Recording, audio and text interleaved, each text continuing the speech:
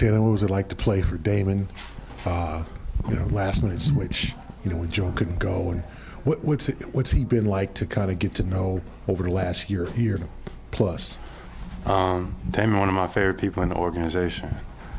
Just a veteran, a lot of experiences in different places, playing, coaching, assistant coaching. So Damon's one of my favorite people. So it was fun to go out and get a win for him.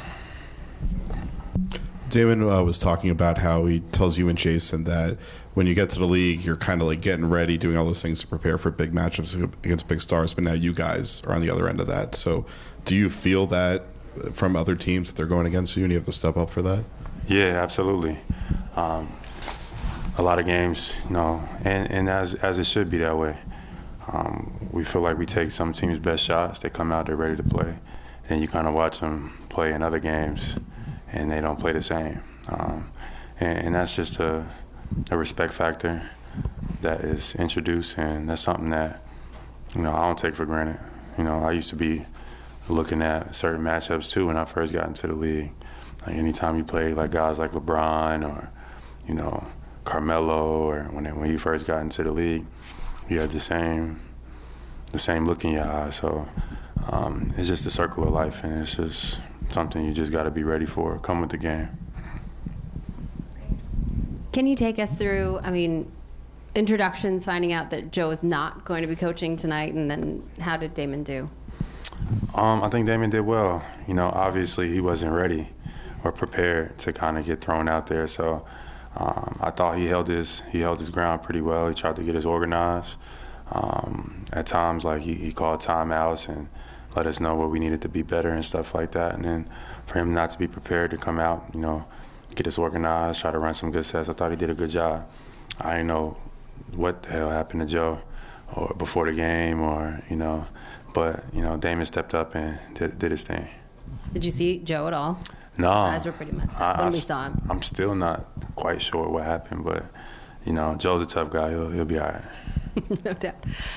This was your sixth game that both you and Jason, scored 30 plus. You guys did that 8 times all of last year. What is different about this season that you're both able to thrive offensively? I think we just gotten better with experience. I think Jason's playing, at an all-time best level for him, and we're just coming out and just playing, being aggressive. I think that's the key to it. Our offense, our teammates kind of allows it, be able to space the floor.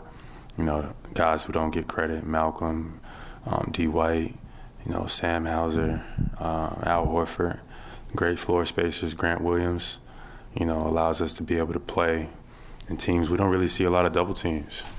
I think maybe only 1 or 2 teams is maybe double either one of us all year. So when you get to play with that freedom, that's out of respect for each other. You get out there and just make plays. That's it. What have you seen from Rob these last couple of weeks since he's come back? Rob has come back, been high energy. He's getting a rhythm and a flow into the offense. He's being a great screen setter as well as he always been.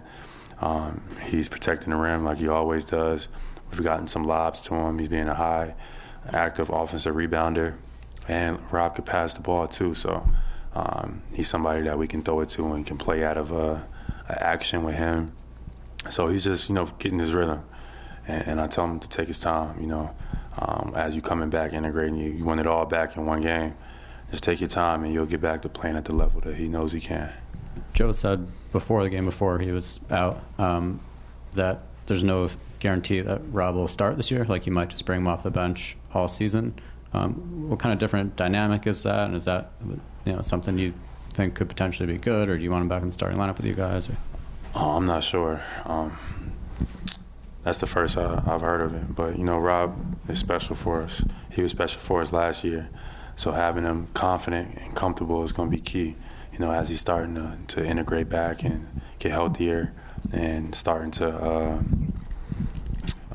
gain his confidence. That's what we need because, down the line, Rob brings an element to the game that I don't think anybody else in our team can bring. Offensively, he's a high offensive rebounder, active offensive rebounder, plays above the rim. So it makes it easier for guys like me because I can get assists, like throwing lobs to him. So, we need Rob to be confident and comfortable in whatever role he's in. So I'm sure we'll figure it out.